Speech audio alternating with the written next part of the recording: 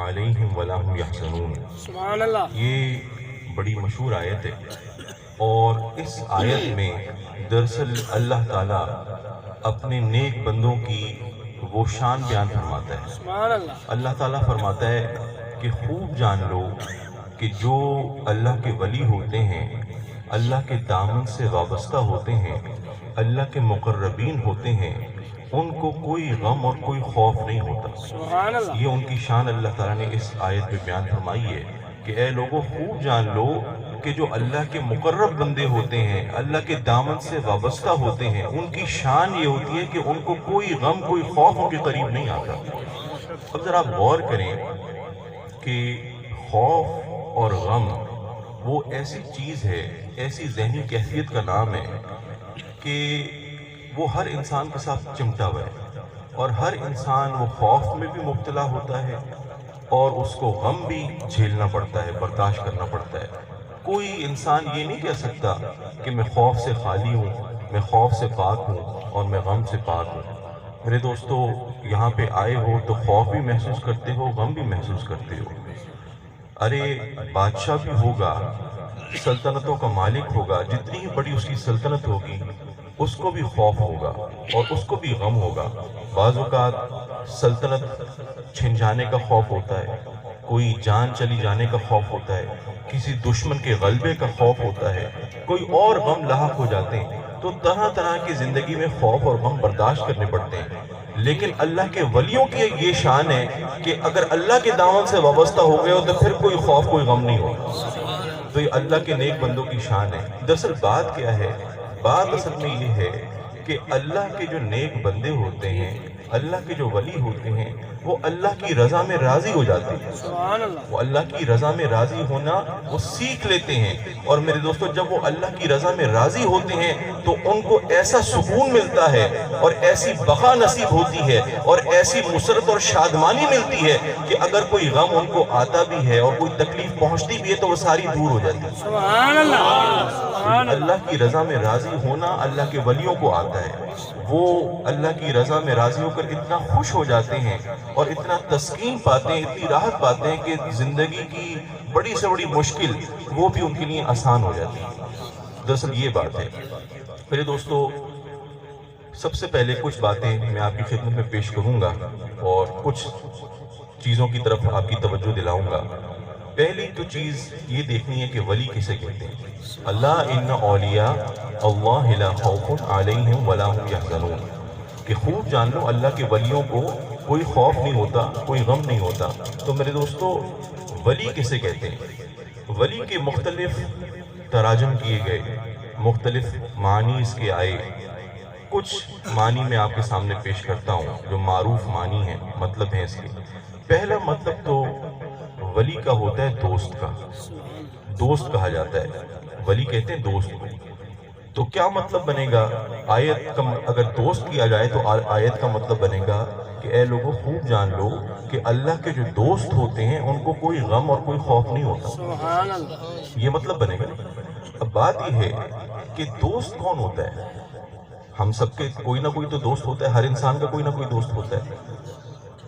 دوست ایک ایسا شخص ہوتا ہے کہ جو آپ کا بے لوث ساتھی ہوتا ہے، آپ کا وفادار ہوتا ہے، اور میرے دوستو آپ کی بھلائی کی، آپ کے فائدے کی اسے تمنا ہوتی ہے، اور وہ یہ کبھی بھی نہیں چاہتا کہ آپ کو کوئی تکلیف پہنچے، کوئی درد پہنچے، کوئی دکھ پہنچے۔ تو دوست ایک ایسا بے لوث شخص ہوتا ہے کہ جو اپنے دل میں آپ کی بھلائی کے جذبات کو آباد رکھتا ہے، وہ بسائے رکھتا ہے۔ ہر کسی کا کوئی نہ کوئی دوست ہوتا ہے، تعلق دار تو بہت ہوتے ہیں لیکن دوست خال خال ہوتے ہیں، دوست بڑے کم ہوتے ہیں۔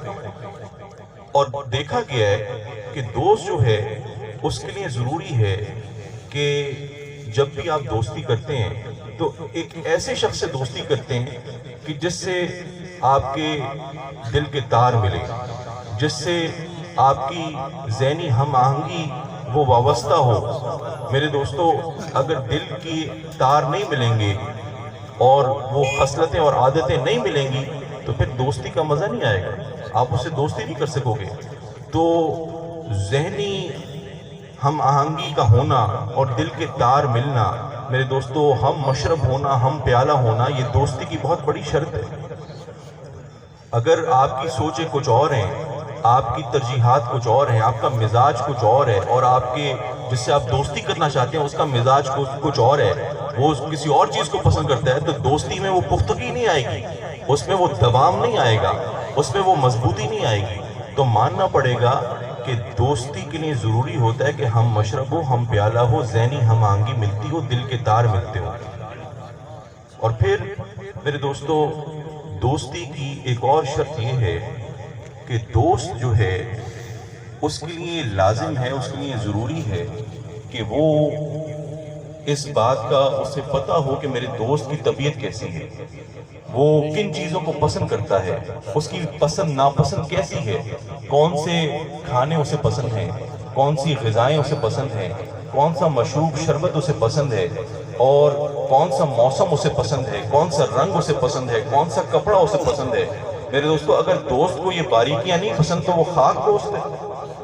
دوست تو کہتے ہی اسے ہیں کہ جو اپنے دوست کے مزاج سے بڑا آشنا ہو، اسے باریک باریک باتیں پتہ ہو اپنے دوست کی، تو میرے دوستو تب دوستی میں دوام آتا ہے، تب دوستی وہ پختگی پکڑتی ہے۔ اور پھر میرے دوستو عام طور پہ یہ دیکھا گیا کہ دوستی کے لیے ایک اور شرط یہ بھی ہوتی ہے کہ عام طور پہ جو ہم عمر لوگ ہوتے ہیں وہ دوست ہوتے ہیں۔ بچہ بچے کا دوست ہوتا ہے، جوان جوان کا دوست ہوتا ہے، اور بوڑھا بوڑھے کا دوست ہوتا ہے۔ یہ بڑا کم دیکھا گیا ہے کہ کوئی جوان کسی بوڑھے کا دوست ہو، کوئی بچہ کسی جوان کا دوست ہو۔ عام طور پہ ہم عمر، ہم اثر لوگ وہ ایک دوسرے کے دوست ہوتے ہیں۔ تو یہ دوستی کی کچھ شرائط میں نے آپ کے سامنے بیان کی، لیکن بات یہ ہے کہ اللہ تعالیٰ وہ تو ان رشتے ناتوں سے پاک ہے، وہ تو دوستی سے پاک ہے میرے دوستو، وہ تو اسے تو کوئی دوست بنانے کی ضرورت نہیں ہے۔ تو پھر آیت کا کیا مطلب بنے گا کہ خوب جان لو کہ اللہ کے جو دوست ہوتے ہیں ان کو کوئی غم اور کوئی خوف نہیں ہوتا، کیونکہ اللہ تو تمہاری دوستی سے وہ پاک ہے، ان رشتے ناتوں سے پاک ہے، اس کو تمہاری دوستی کی ضرورت نہیں ہے۔ تو پھر مطلب کیا بنے گا میرے دوستو؟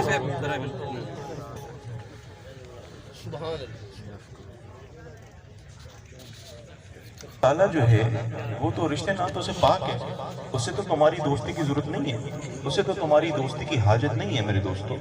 تو پھر آیت کا کیا مطلب بنے گا کہ جو اللہ کے دوست ہوتے ہیں ان کو کوئی غم اور کوئی خوف نہیں ہوتا؟ تو بات یہ ہے کہ دراصل میں نے آپ کو بتایا نا، میں نے کہا کہ دوستی کے لیے ضروری ہے کہ دوست آپ کی طبیعت سے واقف ہو، آپ کی طبیعت سے آشنا ہو، اور آپ کا مزاج آشنا ہو، اسے آپ کی باریک سے باریک پسند اور ناپسند کا پتہ ہو، تو یہ دوستی کی ایک شرط ہے۔ یہی بات یہاں اس آیت میں اللہ تعالیٰ فرماتا ہے، اور دوست کا یہی مطلب اس آیت میں بیان فرماتا ہے کہ اللہ کے دوست وہ ہوتے ہیں کہ جو اللہ کے راستوں پہ چلتے ہیں، اور وہ اللہ کے بتائے ہوئے راستوں پہ گامزن رہتے ہیں، اور ہر لمحہ ہر آن اپنے رب کی وہ رضا ان کو کہ خواہش مند ہوتے ہیں۔ تو میرے دوستو جب اللہ کے راستے پہ چلتے ہیں اور اللہ کی معرفت وہ حاصل کرنا چاہتے ہیں، تو وہ اللہ کی ان کو قربت نصیب ہو جاتی ہے، اور اللہ کی نزدیکی ان کو میسر آ جاتی ہے۔ اور پھر جب اللہ کی راستوں پر چلتے ہیں، اللہ کی رضا وہ ان کے پیش نظر ہوتی ہے، تو پھر اللہ تعالیٰ ان کو اپنی معرفت عطا کر دیتا ہے۔ تو دوستی کا مطلب یہی ہے نا کہ دوست وہ ہوتا ہے جس کو دوست کی معرفت ہو کہ اس کا مزاج کیسا ہے، اس کو کیسے راضی کرنا ہے، اس کی طبیعت کیسی ہے۔ تو جو اللہ کے دوست ہوتے ہیں وہ اللہ کی معرفت حاصل کر لیتے ہیں، انہیں یہ پتہ چل جاتا ہے کہ اللہ کو راضی کیسے کرنا ہے، اللہ کو کیسے ہم نے خوش کرنا ہے، اور کس طرح اللہ تعالیٰ ہم سے ہماری بات مانے گا۔ میرے دوستو اللہ تعالیٰ نے قرآن میں یہ بھی بتا دیا کہ تم میری دوستی کیسے کر سکتے ہو، مجھے راضی کیسے کر سکتے ہو۔ وہ ترکیب استعمال بھی اللہ تعالیٰ نے بتا دی، اور اللہ تعالیٰ نے فرما دیا وَلَوْ أَنَّهُمْ إِذْ ظَلَمُوا أَنفُسَهُمْ جَاءُوكَ فَاسْتَغْفِرُوا اللَّهَ وَاسْتَغْفَرَ لَهُمُ الرَّسُولُ لَوَجَدُوا اللَّهَ التَّوَّابَ الرَّحِيمَ کہ خوب جان لو اگر تم میرے دوست بننا چاہتے ہو، میری معرفت چاہتے ہو، میرا رحم و کرم چاہتے ہو، فضل و کرم چاہتے ہو، تو میرا ایک حبیب ہے، اس کی بارگاہ میں آ جاؤ اور اپنے گناہوں کی معافی طلب کرو اور میرے حبیب کو راضی کرو، اور اگر میرا حبیب تمہاری سفارش کر دے گا تو پھر تم مجھے بڑا رحیم و کریم پاؤ گے۔ میرے دوستو، اللہ تعالیٰ نے دوستی کی ترکیب استعمال بھی بتا دیا کہ کس طرح سے اللہ کی ہم معرفت حاصل کر سکتے ہیں، اور وہ اس طرح سے ہے کہ سرکار کے دامن سے وابستہ ہو جائیں تو سارے کے سارے میرے دوستوں معاملات ہمارے ٹھیک ہو جائیں گے۔ مجھے وہ